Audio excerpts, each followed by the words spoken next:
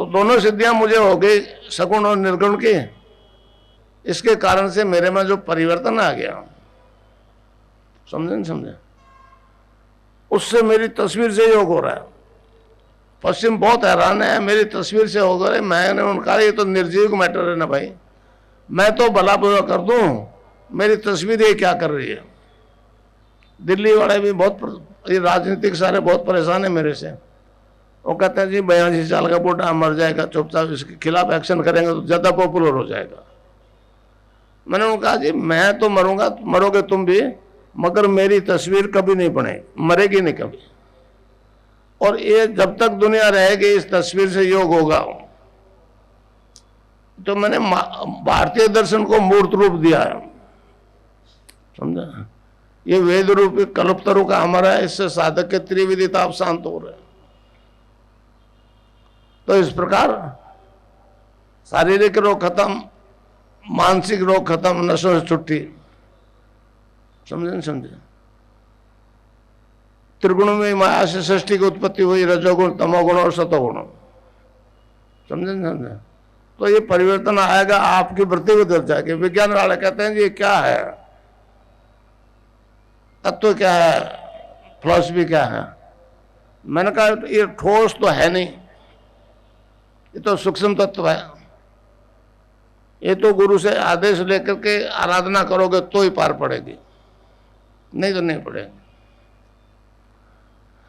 और कुंडलिनी जब ऊपर उठती है,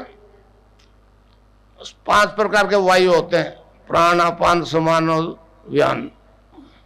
प्राणवायु जैसे स्वामी रामदेव करवाता है, अपान वायु नाभि से नीचे नीचे के डिस्चार्जेस को बाहर फेंकता है।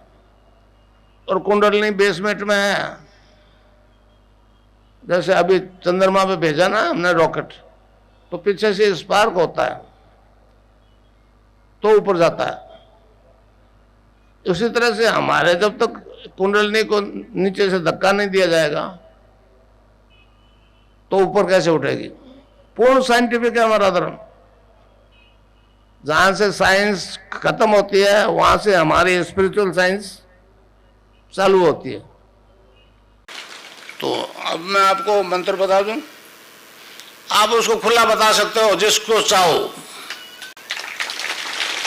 अब ये लाइव हो गया, पूरे आपके रिश्तेदारों को बताइए जो मैं अभी बता रहा हूं, इसमें आप कोई रोग नहीं है। हर जाति के लोगों को बताइए। वेस्ट में आपके कोई लोग है तो उनको लिख के भेज दीजिए। अभी दीक्षा के पेपर आपको बन जाएंगे। एक छोटा सा शब्द है, बीज मंत्र है।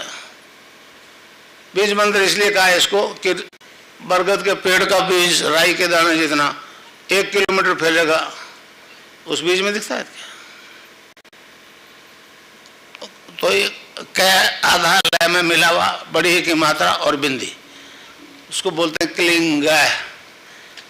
कई लोग क्लीम मैं बोलते, क्लीम मैं नहीं, क्लिंग। अंग, अंग बोलो। आप अभी बोलो अंग तो यहाँ स्ट्रोक लगेगा, अंग यहाँ स्ट्रोक लगा। तो उसको जपने के लिए हमारे संतों ने उसको जपाया, बताया cling creation cling, cling creation cling, cling creation cling.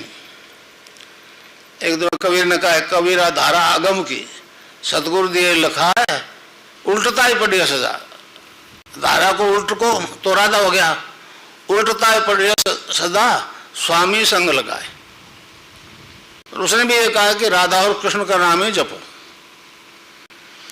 तो अब आप जपो क्लिंग कृष्ण क्लिंग, क्लिंग कृष्ण क्लिंग, क्लिंग कृष्ण क्लिंग। खिचड़ी भी लगेगी। अब ये पर्चे बांट देते हैं आपको छोरे, पर्चा कोई देख ले, आप बात नहीं। आप सबको कह सकते हो कि ये जपो क्लिंग कृष्ण क्लिंग क्लिंग। आप जपो, आप खुद कह दो।